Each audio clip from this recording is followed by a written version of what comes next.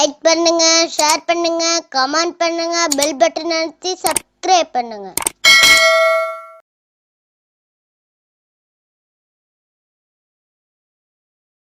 ஜெய் ஸ்ரீராம்.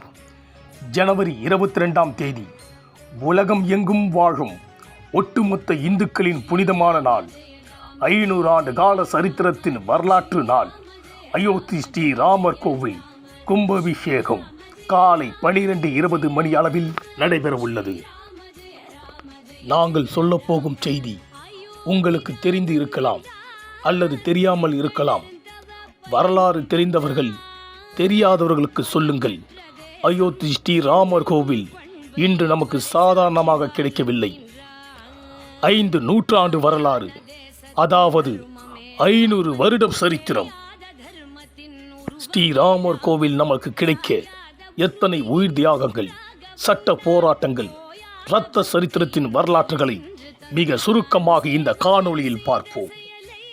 1526ஆம் ஆண்டு பாபர் இந்தியாவுக்குள் வந்த ஆண்டு. முதலாம் பானிபட்டு போர் நடந்தது. இந்த போரில் வெற்றி பெற்ற பாபர் 1528ஆம் ஆண்டு அயோத்திக்கு வருகிறார். அயோத்தி நகரமும் ஸ்ரீ குழந்தை ராமர் கோயிலும் மிக அழகாக காட்சியளிக்கிறது. தனது தளபதி பீர்பாயை கூப்பிட்டு இந்த இடத்தில் ஒரு மசூதி கட்ட வேண்டும் என்று ஆணையிடுகிறார். அதன் பிறகு ஸ்ரீ ராமர் கோவிலை இடித்துவிட்டு மசூதி கட்டப்படுகிறது. இது ஒன்றும் கட்டுக்கதை இல்லை, நடந்த நிஜம். பாபர் தனது சுயசரிதையில் ஸ்ரீ ராமர் கோவிலை இடித்துவிட்டு மசூதி கட்டப்பட்டது என்று தெளிவாக குறிப்பிட்டு எழுதியிருக்கிறார்.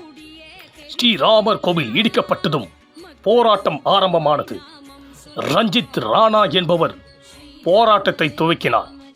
அதன் பின்பு மத்திய பிரதேசத்தை சேர்ந்த ராணி அகல்யாபாய் தனது படைகளுடன் சென்று போராடினார்.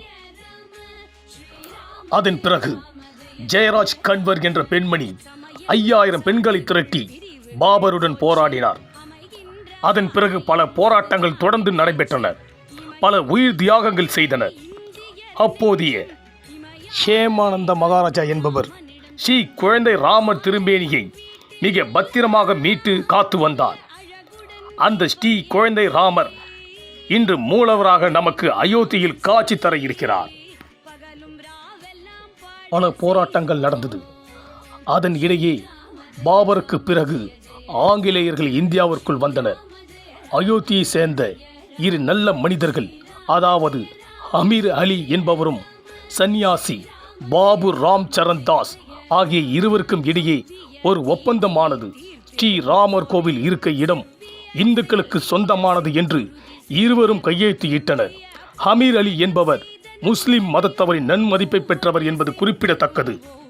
இந்துக்கள் முஸ்லிம் ஒற்றுமையை விரும்பாத ஆங்கிலேயர்கள் ஒற்றுமையை சீர்குலைக்க வேண்டும் என்ற தீய எண்ணத்தில் இருவர் மீதும் வழக்கு பதிவு செய்து இருவரையும் புளிய மரத்தில் தூக்கிலிட்டனர். இவர்கள் உயிர் தியாகத்துக்கு பிறகு புளிய மரம் புனிதமானது. சுக்லா என்பவர் இருவருக்கு நினைவு சின்னம் கட்ட வேண்டும் என்று நினைத்தார்.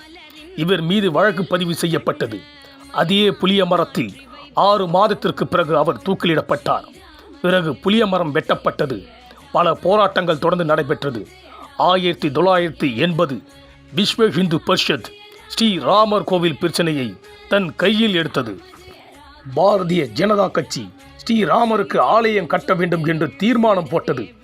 அதன் பிறகு முன்னாள் உள்துறை அமைச்சர் LK அத்வானி அவர்கள் தலைமையில் இந்தியா முழுவதும் ரத யாத்திரை நடத்தினார்.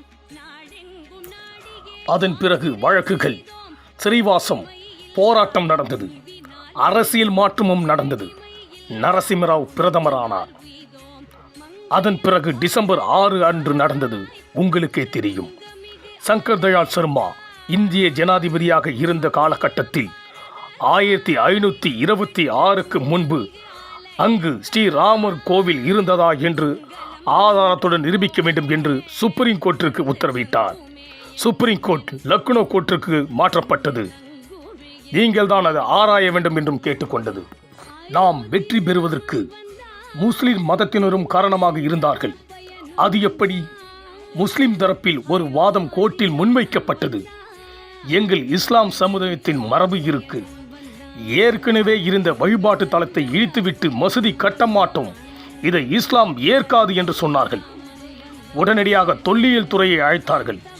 நீங்கள் ஆராய்ச்சி செய்து ஆதாரங்களை லக்னோ உயர்நீதிமன்றத்தில் கொடுக்க வேண்டும் என உத்தரவிடப்பட்டது.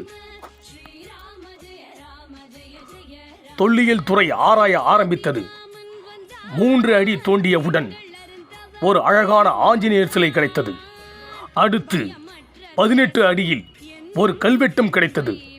அந்த கல்வெட்டில் ஸ்ரீ குழந்தை ராமர் கோவில் இருந்ததற்கான அத்தனை ஆதாரங்களும் இருந்தன. ராமர் சிலை, சீதாதேவி சிலை மற்றும் சின்ன சின்ன எண்ணற்ற சிலைகள் கிடைத்தன. செம்பு பட்டயமும் கிடைத்தது. தமிழகத்தை சேர்ந்த நாகசாமி என்பவர் தொல்லியல் அறிஞர். இவர் கோர்ட்டில் அனைத்து ஆதாரங்களையும் கொடுக்க உதவினார். 40 நாட்கள் விரதம் இருந்து கால்களில் செருப்பு அணியாமல் நீதிமன்றத்தில் போராடி வெற்றிக்கனியை தந்தவர் தமிழகத்தை சார்ந்த வழக்கறிஞர் பராசரன் அவர்கள்.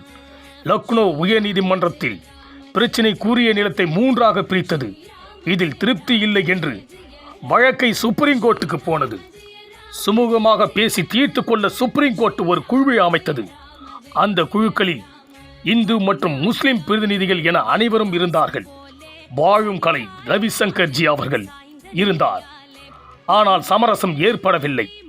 காஞ்சி பெரியவர் சங்கராச்சாரியா ஜெயேந்திர சரஸ்வதி சுவாமிகள் முஸ்லிம் இடத்திலே சென்று பேச்சுவார்த்தை நடத்தினார். ஆனால் முடிவு ஏற்படவில்லை. வேறு வழி இல்லாமல் நீதிமன்றம்தான் தீர்ப்பு சொல்ல வேண்டிய நிலைக்கு தள்ளப்பட்டது. 5 நீதிபதிகள் கொண்ட குழு தீர்ப்பு அளித்தது. அதில் முஸ்லிம் நீதிபதி ஒருவர் இடம்பெற்றிருந்தார். 5 பேரும் ஏக மனதான தீர்ப்பை வழங்கப்பட்டது. அங்கு ஸ்ரீராமர் ஆலயம் இருந்தது என்பது நிரூபிக்கப்பட்டது.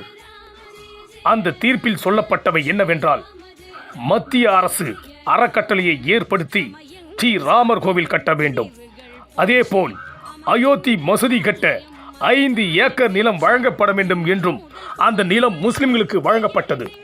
ஸ்ரீராம ஜென்ம பூமி தீர்த்த சேத்ரா ட்ரஸ்ட் அமைக்கப்பட்டது. 2019 ஆகஸ்ட் 5ஆம் தேதி நம்ம பாரத பிரதமர் நரேந்திர மோடிஜி அவர்கள் அயோத்தியில் கோவில் கட்ட அடிக்கல் நாட்டினார். 500 வருட கால சரித்திரம் மீண்டும் திரும்புகிறது. இக்கோவிலை மீட்க போராடியவர்களின் புண்ணிய ஆத்மா ஜனவரி 22ஆம் தேதி நிச்சயம் சாந்தி அடையும். ஸ்ரீராமர் கோவில் வழிபாட்டு தலம் மட்டுமல்ல, இந்தியாவின் வரலாற்று அடையாளங்களில் ஒன்றாகும். தஞ்சை பெரிய கோயிலை கட்டிய மாமன்னன் ராஜராஜ சோழன் பெயர் 1000 ஆண்டுகள் கடந்தும் இன்னும் கம்பீரமாக இருக்கிறதோ, அதேபோல் ஸ்ரீ குழந்தை ராமர் கோவிலை கட்டிய நம் பாரத பிரதமர் நரேந்திர மோடி அவர்களின் பெயர் நிலைத்து நிற்கும் என்பதில் எந்தவித ஐயமும் இல்லை. ஜனவரி 22 அன்று அனைவரும் அருகில் உள்ள பெருமாள் கோயிலுக்கு சென்று வழிபாடு நடத்துங்கள். மாலை 6 மணி அளவில் நம் பூஜை அறையில் 5 விளக்கு திரி கொண்டு விளக்கு ஏற்றி ராம நாமம் சொல்லுங்கள். அனைவரது வீட்டு வாசலிலும் மாலை வேளையில் அகல் விளக்கு ஏற்றி வழிபடுங்கள். ஜெய் ஸ்ரீராம், ஜெய் ஸ்ரீராம்.